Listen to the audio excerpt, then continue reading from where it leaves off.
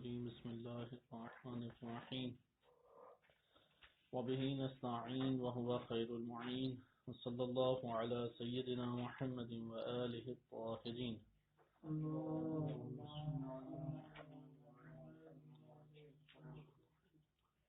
ہماری گفتگو مرحلہ اولا بدایت الحکمہ فصل خامس میں چل رہی تھی، جس میں کل آپ کی خدمت میں ذکر کیا گیا کہ حقیقت وجود حکمت مطالعہ کی نظر میں اولاً واحد ہے، نمبر دو کثیر بھی ہے، واحد بھی ہے اور کثیر بھی ہے، یعنی ذات وجود میں وحدت ہے، ذات وجود میں کثرت بھی ہے، دونوں ذات وجود میں پائی جاتی ہیں، خارج از وجود نہیں ہے۔ حکمت مشاء کا نظریہ کیا تھا کہ وحدت جو ہے وہ خارج از وجود ہے، کثرت خارج از وجود نہیں بلکہ ذات وجود سے، منشا اسے کیا ہے؟ ذات وجود۔ کثرت کہاں سے پھوٹ رہی ہے؟ ذات وجود سے۔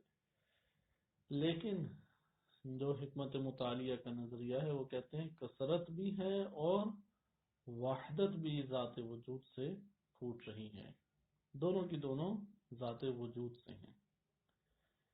آج ہم اس کی تفصیل پڑھیں گے کہ یہ کس طرح سے ذات وجود سے ہے، جو انہوں نے بیان کیا۔ کل آپ کے سامنے ذکر کیا کہ ملا صدرہ رحمۃ اللہ علیہ نے جو یہ نظریہ پیش کیا ہے کہ وحدت اور کثرت دونوں کا منشا بذات خود وجود ہے، خارج از وجود سے نہ وحدت ہے نہ کثرت ہے، کیونکہ خارج از وجود کیا ہے؟ ماہیت۔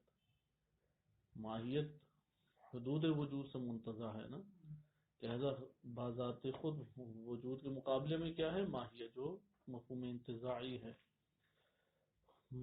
وجود کا جہاں تک تعلق ہے، کثرت اور وحدت دونوں کا مرجع وجود ہے، دونوں کا منشا جہاں سے یہ وحدت وجود میں آ رہی ہے، منشا سے مراد ہے جیسے یہ جتنی کرنیں زمین پر پڑتی ہیں ان کا منشا کیا ہے؟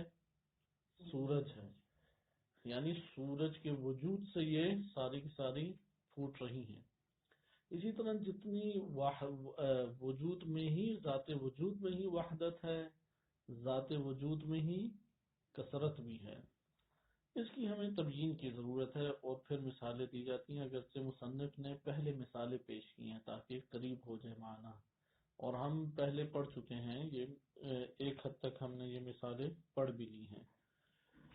اس جگہ پہ ایک مطلب قبل اس کے کہ ہم داخل ہوں، کیونکہ کل ہم نے 4 امر پڑھے کہ 4، کیونکہ یہ ان امور کے اوپر ہی پوری بحث موقوف ہوتی ہے، اس لیے کسی بھی فصل کی، یعنی کسی بھی امر کی فصل بندی، یعنی ٹاپک شروع ہونے سے پہلے اگر ہم اس کی فصل بندی کر دیں تو ہمارے لیے آسان ہو جاتا ہے۔ ابھی تک ہم اسی طرح خود کرتے آئے ہیں کہ یہ فصل بندی کہیں موجود نہیں ہے، ہم نے خود ہی یہ فصل بندی ایک خلاصے کے طور پہ جمع کی ہے۔ ادھر بھی اسی طرح سے ہے۔ فصل خامس میں خود ہم نے ایک سوال اٹھایا، اس کا ایک جواب ہے۔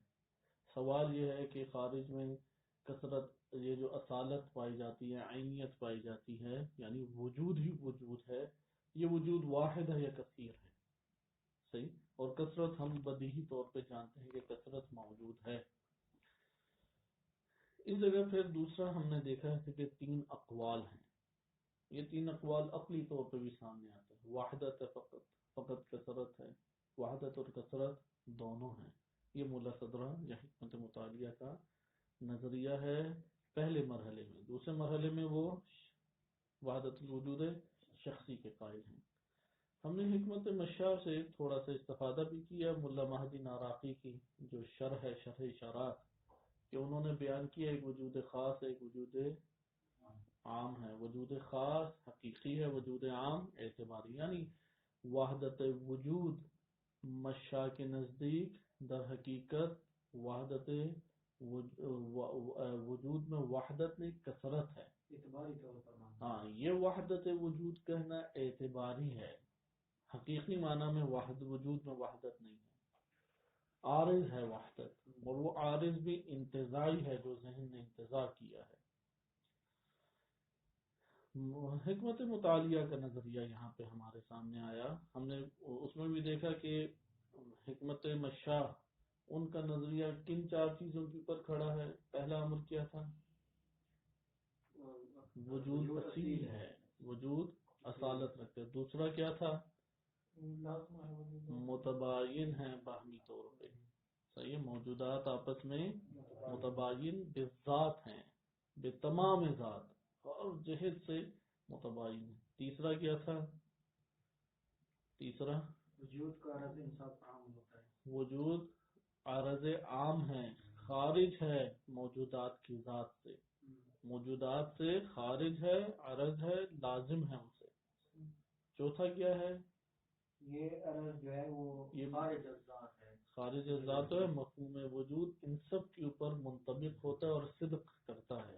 یہ جو مفہوم وجود کا صدق کرنا ہے اور انتظار کرنا ہے، اس کو انہوں نے لازم سے، امر لازم سے جو خارج ذات ہے قرار دیا ہے اور اسی کو وحدت الوجود قرار دیا. اس طور پہ یہ وحدت الوجود کا عنوان کوئی اعتراض نہیں رکھتا کہ جو بعض نے علماء صوفیہ کے اوپر اعتراض کیا ہے یا وحدت وجود شخصی پہ جو اعتراض کیا وہ ادھر آ کے اعتراض نہیں بنتا، کیونکہ واجب باری تعالی اس کا ذات باری تعالی کا وجود ممکنات سے کاملاً جدا ہے، مخلوقات سے کاملاً جدا ہے، اس لیے کوئی اتحاد کی بات نہیں بنتی. آئیں اب ہم حکمت مطالعہ کو دیکھیں. آپ کی خدمت میں ذکر کیا گیا کہ حکمت مطالعہ میں بھی 4 امر ہم پڑھیں گے. پہلا امر کیا ہے؟ وحدت سے کیا مراد ہے. دوسرا امر کیا ہے؟ کثرت سے کیا مراد ہے. تیسرا امر کیا ہے کہ کثرت راجع ہے وحدت کی طرف، یعنی کثرت مابہل افتراق والامتیاز راجع ہے وحدت، اور وحدت راجع ہے نمبر 4 کثرت کی طرف. اولا وحدت، اس کی تفصیلی بحث آگے آئے گی. واحد کی کتنی قسمیں ہوتی ہیں؟ صحیح. ادھر ابھی ہم یہ معنی ذہن نشین رکھیں کہ ادھر وحدت سے مراد وحدت عددی نہیں ہے، جو عالم مادہ میں نہیں ہوتا واحد، وہ ادھر مراد نہیں ہے، بلکہ ادھر کون سا واحد مراد ہے؟ وحدت ساری، جو کثرت میں سرایت کر سکتا ہے. ہمارے ہاں ایک وحدت کا معنی وہ پایا جاتا ہے جو ہم عالم مادہ میں دیکھتے ہیں. صحیح ہے، وہ جو عالم مادہ میں واحد ہے وہ کثیر کے مقابلے میں ہے، اس صورت میں تو وہ متباین ہے. ہماری بحث عالم مادہ میں نہیں ہے، عالم مجرد میں ہو رہی ہے، کیونکہ وجود مجرد ہے. وجود کیا ہے؟ مجرد ہے، مادیات فقط نہیں ہے. مادیات کا مرحلہ انشاءاللہ آئے گا کہ اس کی کیا تبیین کی جاتی ہے، وہ ایک تحقیقی چیزیں نہیں ہے. یعنی یہ سارے ہم جو امور پڑھ رہے ہیں یہ تقلیدی نہیں ہے. کر سکتے ہیں اعتراض ہم، لیکن دلیل کے ساتھ. دلیل کے برہان. ہم بھی ایک بدیہی مواد لے آئیں، مادہ بدیہی لائیں، قیاس میں اسے ڈھالیں، اقترانی یا استثنائی، اور نتیجہ سامنے لیں. اگر اس کے مقدمات یقینی ہیں اور قیاس اقترانی و استثنائی میں ڈھال کے نتیجہ لیا ہے، ہماری بات قابل ہو جائے گی. واضح ہے بات ہوئی. لہٰذا یہاں پہ ہم تحقیقات، سائنسی تحقیقات سے بھی ہم غافل نہیں رہ سکتے، ہمیں انہیں دیکھنا چاہیے. دیگر علوم سے بھی غافل نہیں رہ سکتے، میتھمیٹکس ہے یا اسی طریقے سے الجبرا ہے، علم فلکیات ہے، ان سے بھی غافل نہیں رہ سکتے. اسی لیے یہاں پہ علماء بیان کرتے ہیں کہ علم حیت اور علم جبرہ جس کو نہیں آتا وہ فلسفے میں قوی نہیں ہے، کیونکہ یہ بہت زیادہ منظم انسانی ذہن کو کر دیتے ہیں. اب ہمارے پاس یہ فرصت نہیں ہے کہ ان علوم میں بھی مشغول ہوں، لیکن ہمیں یہ پتہ ہے ایک مقدمہ ادھر پڑا ہوا ہے. بس منطق کا تو ہم نے ایک دورہ کیا اور اس کے قواعد استعمال کرتے ہیں، لے آتے ہیں. لیکن اسی طرح علم حیت ہے، وہ ذہن کو بہت وسیع کرتا ہے. یہاں پہ مختلف دورے چھوٹے چھوٹے کراتے ہیں. اسی طرح سے علم جبرہ ہے. علم جبرہ ہم میں سے ہر ایک نے پڑھا ہے میتھمیٹکس، لیکن اس وقت جب ہم نے میتھمیٹکس پڑھا ہے تو شعور کے ساتھ نہیں پڑھا ایسا. اگر شعور کے ساتھ پڑھا ہوتا اور اس کی بنیادیں، یعنی وہ بنیادیں ایک دفعہ حفظ کرنے پڑیں گی. جیسے ادھر فلسفہ اسلامی کو شروع کرنے سے پہلے منطق کے کچھ قواعد حفظ کرنے پڑتے ہیں، اس طرح الجبرا کو پڑھنے سے پہلے کچھ ہمیں کلی قواعد تو حفظ کرنے پڑیں گے، مثلا ٹرائی اینگل کیا ہوتا ہے، مربع کیا ہے، سرکل کیا ہے، اس میں سینٹر کیا ہے، کیسے یہ وجود میں آتے ہیں، پھر ان کا آپس میں ربط قائم کرنا ایک بحث ہے اور وقت طلب بحث ہے، لیکن ہمارے علماء کرام نے اس طور پہ ان علوم کو حاصل کیا، خصوصاً جو بھی معروف ہمارے اساتذہ حوزہ بزرگ اساتذہ حوزہ ہیں جیسے آیت اللہ حسن زادہ عاملی، کہ وہ اس قدر مہارت رکھتے ہیں کہ پوری دنیا میں جو انٹرنیشنل میتھمیٹکس کے ماہرین کی کانفرنسز ہوتی ہیں اس میں وہ شرکت کرتے رہے ہیں، بلکہ خود ایک تہران یونیورسٹی کا استاد کا واقعہ ہے کہ وہ جا رہا تھا باہر کے کسی ملک، جرمنی یا فرانس، اس طرح انٹرنیشنل کانفرنس تھی، پوری دنیا سے اساتذہ کو چنا تھا جو میتھمیٹکس میں ماہر ہیں اور تحقیقات پیش کی ہیں، ان میں سے اس کا بھی نام تھا۔ تو ادھر دیکھا حسن زادہ عاملی بیٹھے ہیں 7 سیٹ پہ، تو اس نے کہا کہ آپ کو غلط فہمی ہوئی ہے کہ یہ جہاز کہیں اور جا رہا ہے۔ تو انہوں نے کہا کہ نہیں، مجھے غلط فہمی نہیں ہوئی۔ تو کہا کہ آپ کو پتہ ہے ہم کہ کہاں پہ جا رہے ہیں؟ تو کہا کہ تم مسئلہ بیان کرو، کیا چاہتے کیا ہو؟ اس نے کہا کہ یہ سارے کے سارے اساتذہ میتھمیٹکس کے ہیں اور حساب ریاضیات کے ہیں، تو آپ یہاں پہ آپ ان علوم سے کوئی تعلق نہیں ہے، کہاں پہ آپ آ گئے ہیں؟ تو کہا تم ایک مسئلہ لے کے آؤ۔ مسئلہ لے کے آئے، اس نے لکھ دیا، لکھا تو اب وہ دیکھا سوچ میں غرق ہیں، اندر ہی اندر سوچ رہا تھا کہ شاید پھنس گئے ہیں اور یہ وہ فلاں۔ تو تھوڑی دیر کے بعد کہا کہ اس کے ایک حل تو معروف ہے جو کتابوں میں ہے، دوسرا حل جو بھی سامنے آ رہا ہے، اس کی مزید 8 صورتیں بنتی ہیں۔ وہ کہتا ہے کہ میرے ذہن میں صرف ایک ہی صورت تھی، اس کی صرف ایک اس مسئلے کی صورت تھی۔ اگر سنزادہ میں کہتے ہیں میرے سامنے اس کی 8 صورتیں بنتی ہیں، تو میں ان سب 8 صورتوں کو یہاں پہ بیان کرنا یا مختصر کر کے ذکر کرنا چاہ رہا ہوں۔ اتنا انہوں نے عمیق طریقے سے مطالعہ کی، کیونکہ 18-20 سال کی عمر میں حوزے آئے تھے اور یہ والے اکیڈمک جو سبجیکٹس ہیں ان کی بنیادیں پڑھ کے آئے تھے حسن زادہ عاملی۔ اسی طرح آیت اللہ جواد تبریزی معروف مرض علی قدر گزرے ہیں، وہ بھی 18-20 سال عمر کے بعد آئے ہیں اور اکیڈمک انہوں نے مثلا 12ویں کلاس تک یا میٹرک تک یہ پڑھا تھا، اس کے بعد پھر خود ان کتابوں کو پڑھا۔ تو یہاں پہ اس طرح سے کافی موجود ہے، اس لیے آغا حسن زادہ عاملی کے جتنے شاگردان ہیں ادھر بزرگ اساتذہ، وہ میتھمیٹکس میں ماہر ہیں، علم حیت پڑھاتے ہیں، علم جبرا ہے۔ اسی طرح وہ پرانی جو اس دور کی فیثاغورس کے دور کی میتھمیٹکس ہے، یہاں پہ جو مشاہ حکمت مشاہ کے پیرو ہیں وہ پڑھاتے ہیں، عقلیدت ہیں۔ ہمارے خود مدرسے میں استاد ہیں، انہوں نے کچھ عرصہ پڑھائی تھی، پھر ادامہ اسے نہیں، استمرار نہیں کر سکے۔ بہرحال خلاصہ کلام ادھر آ جائیں، یہ والی ابحاث ان چیزوں سے بہت متاثر ہیں، اس لیے ابن سینا بنیادی طور پہ وہ ایک انجینئر یا ڈاکٹر طبیب تھے۔ بنیادی طور پہ ابن سینا کا سٹیٹس کیا ہے؟ ڈاکٹر، جیسے کہ القانون کتاب لکھی ہے۔ نمبر 2، ایک نوع انجینئر ہیں، اس لیے طبیعات فزکس کے ماہرین میں سے تھے۔ خواجہ طوسی رحمۃ اللہ علیہ بھی اسی طرح وہ علم نجوم فلکیات کے ماہر تھے، البتہ وہ جادوئی نہیں، یہ جو ابھی ایسٹرونومی جسے کہتے ہیں اس کے ماہرین میں سے تھے، اور حسابیات کے ماہر تھے، ریاضی دان تھے۔ اس کے بعد ان کا سٹیٹس یہ تھا، کیونکہ یعنی علماء حوزہ میں سے یہ افراد نکلتے تھے، سائنٹسٹ ہیں، کوئی ریاضی دان ہے، کوئی ایسٹرونومی علم نجوم میں ماہر ہے، کوئی علم طب۔ اس لیے طب شیعہ سنی دونوں کی طب اپنے دور کی جو عروج کی طب تھی، جس میں آج میڈیکل میں ایلوپیتھک کا چرچا ہے، 5ویں-6ویں صدی ہجری یعنی 3 سے 5ویں صدی ہجری تک جس طب کا چرچا تھا، اس طب کے سارے اسپیشلسٹ جو تھے وہ عالم اسلام میں علماء تھے۔ بعد میں یہ تفکیک ہونا لگ گئی علوم میں، کیونکہ پھیل گئے علوم، اتنی فرصت ہی نہیں ہے کہ ایک بندہ سارے علوم پڑھ سکے۔ تو یہاں پہ یہ ہم جو مباحث پڑھ رہے ہیں، اس کے ایک حصہ غور و فکر کا یہ علوم ہمیں دیتے ہیں۔ لہذا بھی ہم یہ جب عالم مجرد کہا ہے یہاں پہ، یعنی ساری بات یہاں سے شروع ہوئی، عالم مجرد کہا ہے تو یقیناً سب کے ذہن میں سوال ہوگا پھر اس عالم مادہ کا کیا کہیں گے، یہاں پہ وجود ہے یا نہیں؟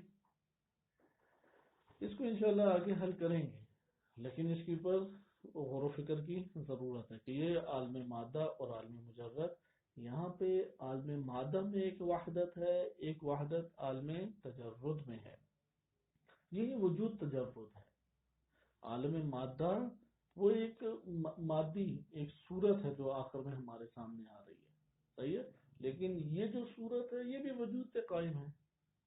میں کہتا ہے دیوار ہے، دیوار ماہیت ہو گئی، اس کا ہونا کیا وہ وجود ہے۔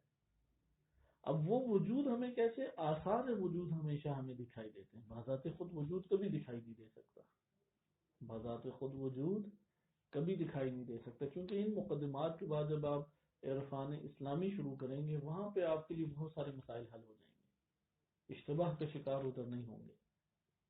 مثلا ہم جب کہتے ہیں انسان، حیوان یا اس طرح سے دیگر، یہ ماہیات ہیں، ان ماہیات کا ایک وجود ہے، اس وجود کے اوپر بھی پھر آگے تقسیمات ہیں جیسے کہ آگے آئیں گی، جیسے کہ یہ واقعات بھی معروف ہیں۔ بہرحال آئیں اب ہم دیکھیں، ایک وحدت ہے عالم مادہ میں، اسے کیا کہتے ہیں، وحدت عددی، اسے کیا کہتے ہیں، وحدت عددی۔ جیسے کہ سائنس میں جو ڈسکس ہوتی ہے بالفاظ دیگر، سائنس میں جو وحدت کو ڈسکس کیا جاتا ہے وہ وحدت کون سی ہے، وحدت عددی ہے۔ ہم جس وحدت کا ادھر تذکرہ کر رہے ہیں وہ وحدت تجرد میں ہے، وہ وحدت وجود میں ہے۔ اس وحدت کی قسمیں ہیں، جیسے بھی آپ نے کل ہی کتاب میں ملاحظہ کیا کہ 4 انہوں نے ذکر کی ہیں، تقریباً اسے کم و بیش آگے زیادہ بن جاتی ہیں۔ مثلا بیان کیا ہے کہ نظام فلسفی میں وحدت سنخیہ یا وحدت عددیہ یا وحدت ساریہ یا وحدت حقہ ساریہ، حقہ ساریہ، یہ 4 وحدتیں عموماً آتی ہیں، اور بھی انشاءاللہ تعالی آگے ہم پڑھیں گے، کیونکہ یہ جو وحدت کی قسمیں ہیں اس میں کوئی نئی چیزوں کا اضافہ نہیں ہے۔ اگرچہ ملا صدرہ رحمۃ اللہ علیہ نے وجود کے اعتبار سے خصوصیات کو ذکر کیا ہے، لیکن مشاہ نے وحدت اور کثرت کی اقسام ذکر کی ہیں، آگے باقاعدہ ماہیات کے ذیل میں یہ پوری بحث آگے آئے گی۔ بس آپ نے ادھر دیکھا کہ وحدت ایک کیا ہے، وحدت سنخیہ، وحدت عددیہ جو عالم مادہ میں ہے، وحدت ساریہ، وحدت حق ساریہ۔ ادھر جس وحدت کا تذکرہ ہے وہ ساری جو سرائیت کر جاتی ہے، ساری سے کیا ہے، سرائیت، کیونکہ یہ لفظ اردو میں بھی استعمال ہوتا ہے، یعنی وہ وحدت جو کثرت میں سرائیت کر جائے۔ ادھر کیا مراد ہے وحدت ساریہ سے، کہ وحدت ساریہ کی خصوصیت یہ ہے کہ یہ اس کے ذریعے سے حقیقت کثرت میں سرائیت کر جاتی ہے۔ وحدت ساریہ اس کا ذریعے سے کثرت، یعنی یہ وحدت کثرت میں سرائیت کر جاتی ہے۔ اچھا، اس کے بعد ہمارے پاس آ جاتا ہے، یہاں پہ ہمارے پاس مختلف اور صورتیں موجود ہیں کہ اس کی تفصیلات بیان کی جا سکیں، لیکن انشاءاللہ تعالی اس کو ہم بعد میں دیکھیں گے۔ کثرت کی بات آ جاتی ہے، کیونکہ آپ نے وحدت کو بھی ہم زیادہ ادھر ڈسکس نہیں کریں گے، اگر یہ والا مرحلہ طے ہو جائے تو ممکن ہے کہ اضافی چیزیں آپ کے سامنے ذکر کی جا سکیں۔ مثلا اگر ہمیں فرصت مہیا ہوئی اور اہل عرفان، اہل عرفا یا اہل عرفان، ان کی اگر ہم نظریے کو ذکر کر سکے تو تب وحدت کی قسمیں سامنے آئیں گی۔ تب آپ دیکھیں گے کہ بہت سارے ہمارے سامنے پہلو کھلتے ہیں۔ ادھر ساری توجہ ہم نے سمجھنے کے اوپر رکھنی ہے، یعنی خارج میں وجود ہے، وجود آنکھوں سے نظر آتا ہے نہیں، آنکھوں سے کیا نظر آتا ہے، آثار وجود، آنکھوں سے کیا نظر آتا ہے، آثار وجود، یعنی وہ وجود جو عینیت و حقانیت و حقیقت و واقعیت رکھتا ہے، وہ وجود ان مادی آنکھوں سے نظر نہیں آتا، اس کے آثار نظر آتے ہیں، آثار ماہیت سے جھلکتے ہیں، آثار وجود جو ہیں، لیکن بالطبع ہے ماہیت کے لیے، بالاصل کس کے لیے ہیں، وجود کے لیے۔ یہ کہہ سکتے ہیں کہ اس کے آثار مادی ہیں، کس کے نہیں، ہمیشہ آثار مادی نہیں ہوتے، آثار عموماً ابھی آثار کو ایک مجموعی طور پہ دیکھیں. ایک آسان مثال آپ کی خدمت میں، انسان کا وجود مجرد ہے یا نہیں، روح انسانی، لیکن یہ روح انسانی ابھی کیا آثار رکھتی ہے ہمیں نہیں پتا. جب کسی روح انسانی کے اوپر غضب کی کیفیت طاری ہوتی ہے تو انسان کی رگوں میں خون تیز گردش نہیں کرنے لگتا، صحیح ہے، اس کا رنگ متغیر ہو جاتا ہے، سانس اس کی پھول جاتی ہے اور جسم اس کا گرم ہونے لگتا ہے.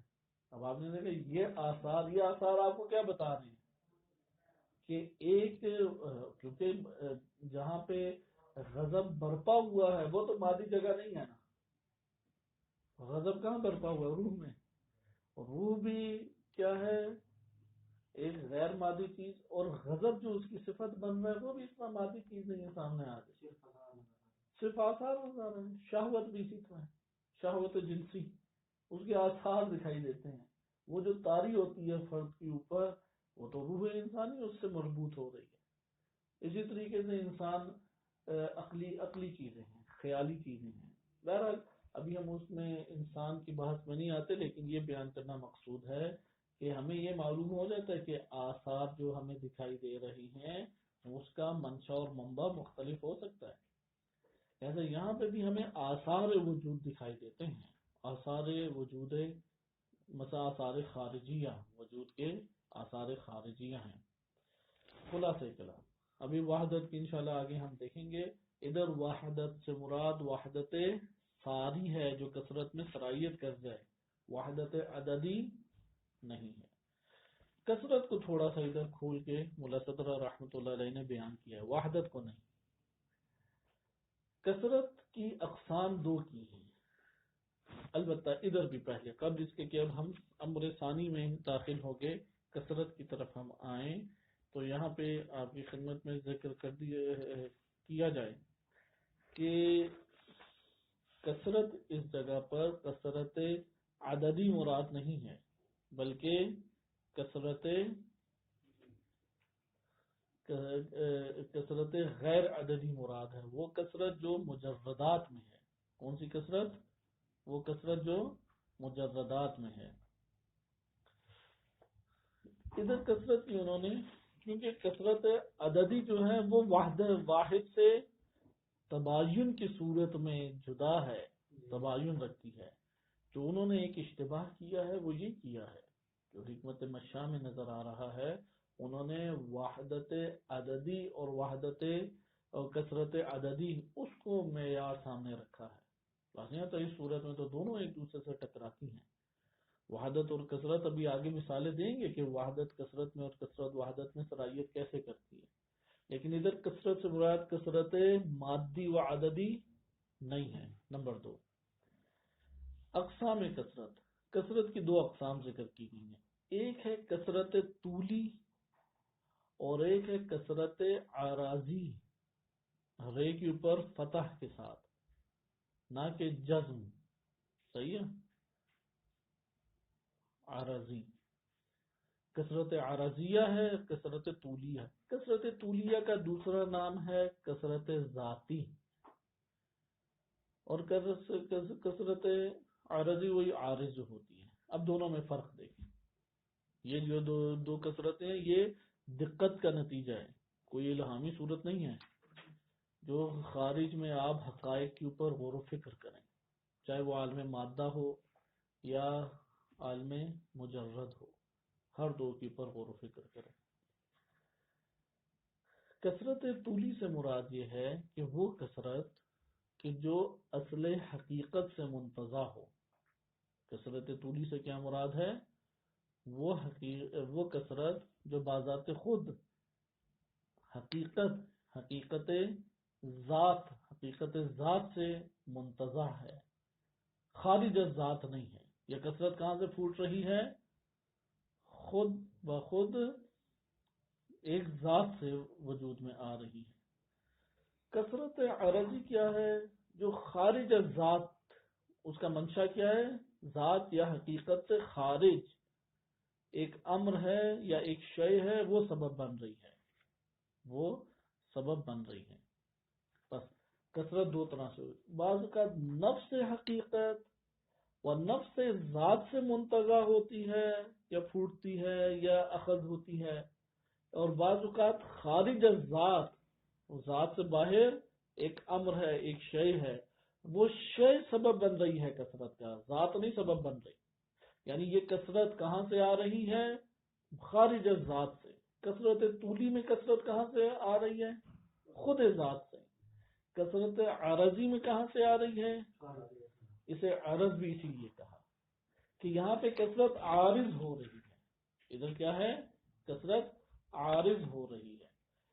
یہ ہے ایک نقطہ۔ کثرت طولی کو دوسرا انہوں نے نام دیا ہے کہ ذل مراتب ہونا، اسی لیے طولی لفظ استعمال کیا۔ کیا مطلب ہے؟ ذل مراتب ہونا، اور اسی کو تشکیک کا نام بھی دیا ہے۔ اسی امر کو کیا نام دیا ہے؟ تشکیک کا۔ اسی طولی کو کیا کہا ہے؟ ذل مراتب، اور اسی ذل مراتب، کثرت ذل مراتب کو کیا کہا ہے؟ تشکیک۔ واضح یہ بات؟ آئے اب ہم اسے ذرا دیکھتے ہیں، تھوڑے ایک مثال سے سمجھتے ہیں۔ ایک دفعہ آپ بذات خود نور کو لیتے ہیں، شمع کا نور، یعنی یہ چراغ ہو یا سورج ہو یا لائٹ ہو، فرق نہیں پڑتا کسی کا لیں۔ یہاں پر جو ہمارے سامنے مختلف طرح کی کثرت نظر آ رہی ہے، یہ کثرت نور میں ہے یا خارج از نور ہے؟ یعنی یہ کثرت کہاں سے پھوٹ رہی ہے؟ مثلا سورج لے لیں، سورج سے بے انتہا نورانیت نکل رہی ہے یا نہیں؟ یہ جو نورانیت ہے یہ متکثرہ متعددہ ہے یا نہیں؟ یا نہیں ہے؟ لاکھوں خربوں تو کتنے ہوتی ہیں؟ یہ کرنیں کہاں سے آ رہی ہیں؟ یہ کرنیں کثیر ہیں، صحیح، لیکن کثرت ہے یا نہیں؟ ہے نا کثرت، آپ خود غور کریں، ایک سے زائد وہ ہیں یا نہیں؟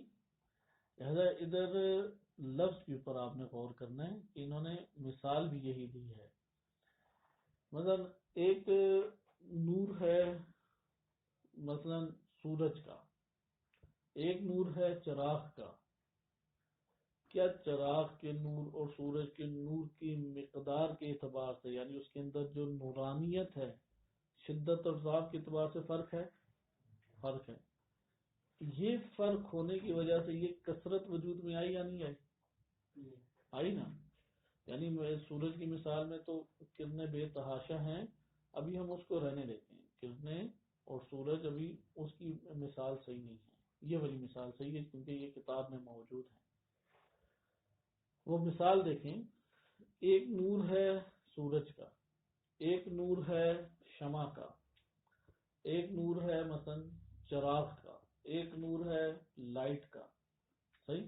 اب یہ جتنے بھی نور ہمارے پاس ہیں، مثلا ایک نور اور لے لیں جگنو کا، صحیح، ایک چھوٹا سا کیڑا ہے، ان سب کے نور میں یہ مختلف شدت اور ضعف کے اعتبار سے ہو جانے کی وجہ سے کثرت وجود میں آ رہی ہے یا نہیں؟ کثرت ہے نا، 5-6 ہم نے مصادیق دیکھی۔ یہ کثرت کس میں ہے؟ ذات میں ہے، یعنی ان وجودات کے اندر یہ کثرت نور ہی میں کثرت ہے، یعنی ادھر منشا کثرت کا کیا ہے؟ خارج از نور ہے یا داخل نور ہے؟ یعنی یہ جو شدت اور ضعف ہے، یہ امر کوئی باہر سے ایک امر ہے جو سبب بن رہا ہے کہ یہ شدید ہے، یہ ضعیف ہے، یا بذات خود نور سے یہ کثرت پھوٹ رہی ہے؟ خود نور کے اندر ہے نا یہ کثرت۔ سورج ہے مثلا، اسی طرح شمع ہے، چراغ ہے یا لائٹ ہے، خود لائٹ کا جو وجود نور ہے وہ ضعیف ہے۔ ایک لائٹ 9000 میگا واٹ مثلا ایک ہے، بجلی جیسے نور ہے، صحیح، ایک ہے مثلا 900، ایک ہے فقط 100۔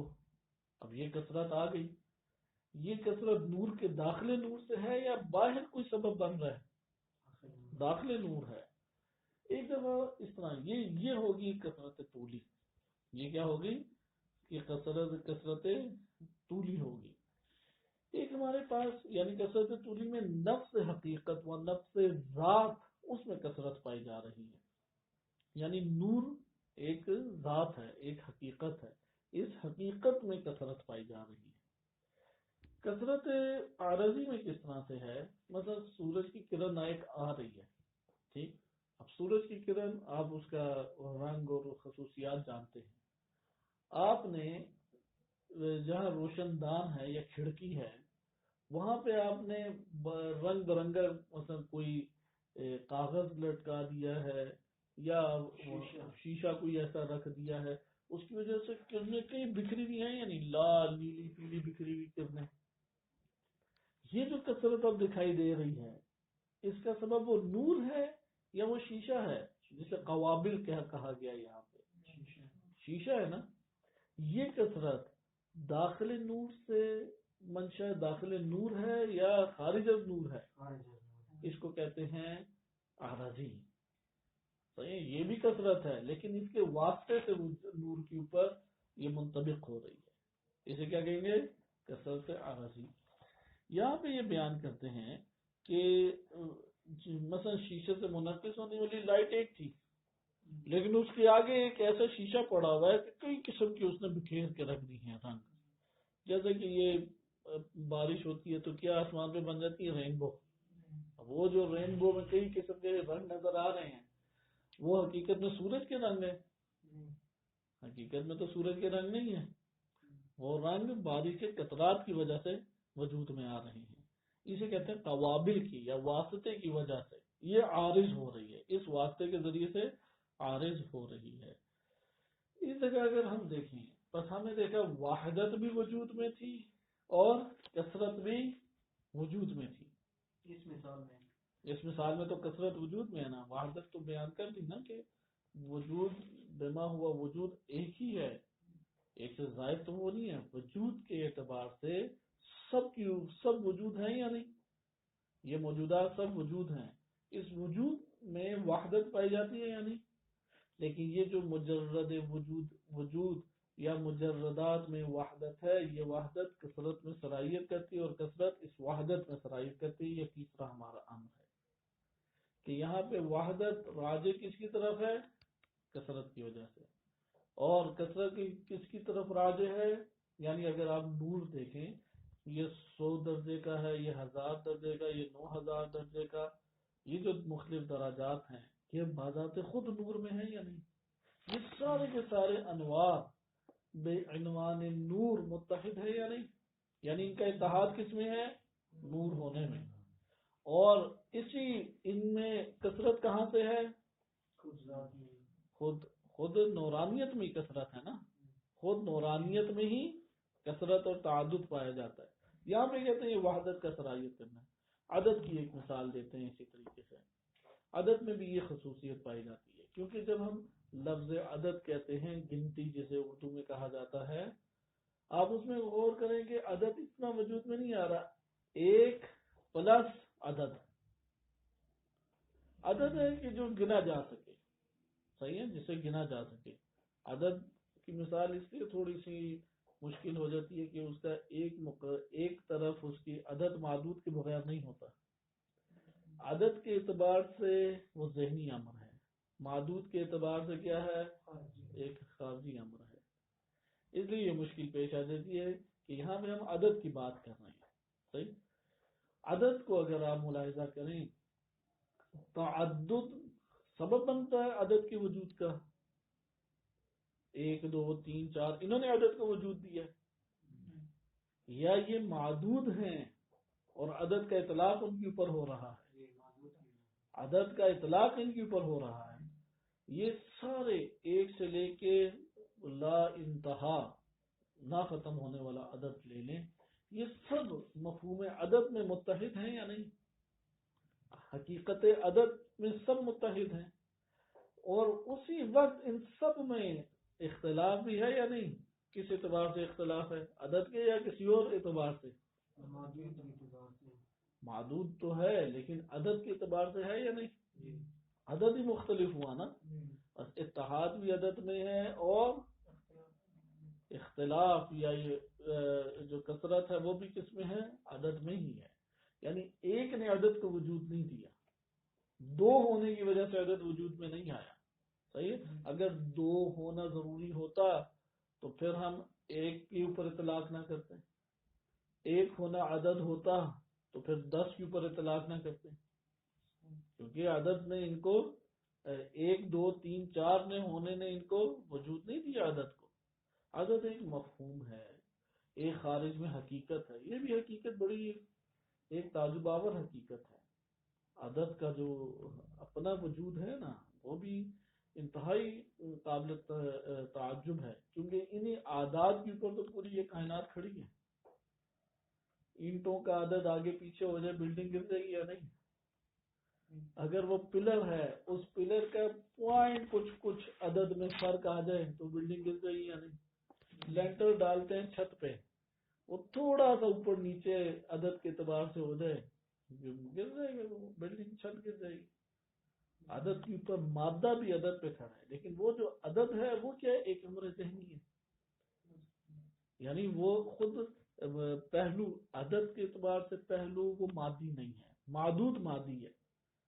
معدود مادی بھی ہو سکتا ہے، غیر مادی بھی ہو سکتا ہے۔ لہذا عدد خود ایک بڑی دلچسپ چیز ہے جس میں کئی قسم کے راز پوشیدہ ہے۔ اس لیے اعداد، علم العداد ایک بذات خود علم ہے، اور اس کے اپنے عجائبات بھی ہیں، بہت عجائب موجود ہیں۔ قرآن کریم کے حوالے سے بھی ہے، سورتوں کے حوالے سے بھی ہے۔ خود ان اعداد کے اندر مثلا کوئی حکمت اللہ تعالیٰ نے آئمہ فقط 12 رکھے، یہ حکمت ہمیں نہیں پتہ لگ سکتی، یعنی عقل نے تو نہیں آگے بتایا نا کہ 12 ہونے چاہیے۔ عقل تو یہ بتاتی ہے کہ ہاں امام ہونا چاہیے، معصوم ہونا چاہیے، شرائط اس کے اندر شرائط موجود ہونی چاہیے امامت کی، لیکن وہ ہر زمانے میں بھی ہونا چاہیے، عقل کہتی ہے۔ لیکن 12 پہ رک جائے یہ عقل کہتی ہے نہیں، یہ تو تواتر نے بیان کیا ہمیں، صحیح۔ اب اس 12 کے ہونے میں کیا حکمت ہے ہمیں نہیں پتا، نماز کے 4 رکعتوں میں کیا عدد نہیں پتا، تسبیحات اربع کو کہا گیا ہے کہ یہ ستون ہیں عالم کے، اب ان کے اندر کیا حکمت ہے جو ہم، یعنی اس سے بہاری تر ذکر وجود نہیں رکھتا۔ کس سے بہاری؟ تسبیحات اربع جو تیسری چوتھی رکعت میں پڑھتے ہیں، کیا ان کے اندر عدد اللہ نے رکھا ہے ہمیں نہیں معلوم۔ سب چیزوں میں کوئی، یعنی ان کے راز بھی اسی طریقے سے ہیں، جیسے یہ لینٹر ڈالیں اور پوائنٹ کچھ کر کے فرق آ جائے تو اس سے فرق پڑ جاتا ہے، یا یہ جو چیزیں بدلتی ہیں۔ امام علیہ السلام کا خطبہ بھی ایک ہے نہج البلاغہ میں کہ اس میں بیان فرمایا کہ یہ سب چیزیں آ کے ختم ہوتی ہیں، مثلا فلاں عدد کے اوپر۔ ابھی تو یہ سائنس کچھ میتھمیٹکس 0 اور 1 کی کوئی بتاتے ہیں اس طرح کی چیزیں، لیکن خلاصہ کلام کہ یہ جو چھوٹی چھوٹی چیزیں ہیں ان سے وجودات، مادی وجودات، ان کی سلامتی یا ان کی بربادی دونوں اس کے پر موقوف ہیں۔ یہی عدد کی جو دنیا ہے وہ جداگانہ طور پہ مجردات میں بھی ہے۔ خلاصہ کلام ادھر بھی آپ نے عدد کی مثال کے اوپر دقت کی، اور اب ہمارے پاس یہ بات آئی کہ عدد بھی اسی طریقے سے ہے۔ اس کو اب وہ بیان کرتے ہیں کہ یہاں پہ جو بات کی ہے کہ وحدت کثرت اور کثرت وحدت کی طرف لوٹتی ہے، ادھر غور کریں، یعنی یہ کہنا مقصود ہے یہاں پہ وحدت اور کثرت ایک دوسرے سے مقابلے میں نہیں ہیں، ٹکراتے نہیں ہیں، وحدت اور کثرت ایک دوسرے سے ٹکراتے نہیں ہیں، بلکہ یہاں پر وحدت کا منشا بھی کیا ہے؟ وہی کثرت، کثرت کا منشا کیا ہے؟ وہی وحدت، دونوں ایک دوسرے کی طرف، یعنی ما بہل اتحاد والاشتراک، یعنی وہ چیز جس کی وجہ سے اتحاد اور اشتراک وجود میں آ رہا ہے وہ کہاں پہ پایا جاتا ہے؟ کثرت میں۔ ما بہل افتراق والکثرہ، یا امتیاز کہتے ہیں، یعنی وہ جو جدائی ہے اور کثرت ہے یا امتیاز ہے، نقطہ امتیاز، وہ کہاں پہ رجوع کر رہا ہے؟ وحدت کی طرف۔ وحدت کہاں رجوع کر رہی ہے؟ کثرت کی طرف، یعنی یہاں پہ وحدت ساری ہے جو صلاحیت کثرت میں کر جاتی ہے، اس لیے یہ عددی کی طرح ایک دوسرے سے ٹکراتی نہیں ہے۔ ان دو مثالوں میں آپ نے ملاحظہ کیا، نور کی مثال اور عدد کی مثال۔ اس کے ذل مراتب ہونے سے کیا مراد ہے اس کو انشاءاللہ ہم کل دیکھیں گے کہ ذل مرتبہ ہونے سے اسی طریقے سے مراد ہے، ایک علت، ایک معلول، ایک تقدم، ایک تأخر رکھتا ہے۔ یہ مراتب ہمارے پاس آ جاتے ہیں، اور یہ مراتب کس طرح سے آتے ہیں؟ اس کو انشاءاللہ العزیز کل ہم ملاحظہ کریں گے کہ ذل مراتب یہ وحدت کی طرف سے ہیں یا کثرت کی طرف سے ہیں. تو اس کو انہوں نے ذکر کیا ہے کہ سابقاً جو آپ کی خدمت میں بیان کیا کہ اسی کثرت کو کیا انہوں نے کہا ہے تشکیک. اسی کثرت میں ذل مراتب ہیں، لیکن یہ ذل مراتب ہونا یا کثرت سے آ رہے ہیں یا وحدت سے آ رہے ہیں.